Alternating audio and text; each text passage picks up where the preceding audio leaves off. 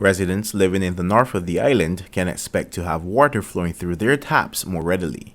The first of two temporary desalination plants was commissioned at the Hope in St. Lucie on Wednesday.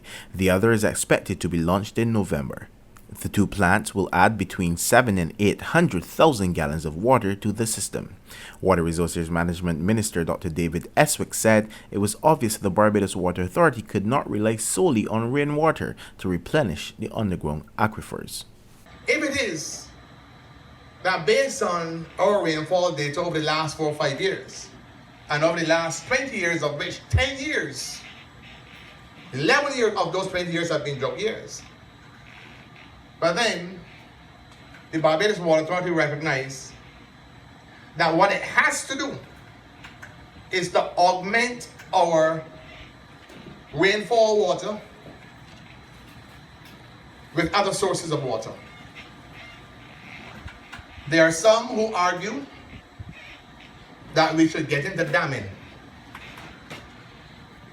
That was looked at in the 70s, and I think former Prime Minister J.F.G. Tom Adams commissioned a series of studies in the north of the country, and about 4 areas were identified as possible sources for that.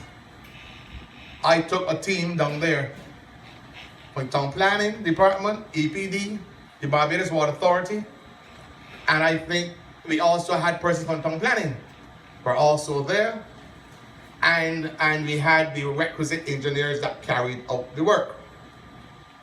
The result is that we identified one particular area of consideration in the Borden Saddleback area, I think that's what it's called, John.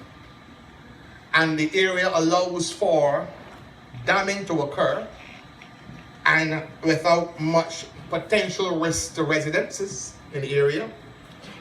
But we would have to move with some haste to look at geotechnical work and also to ensure, because in the north of the country, there's seepage of oil and other type fossil fuel type contaminants, that we would have to put a membrane plant in place to go along with that dam to make sure that we have a stable supply.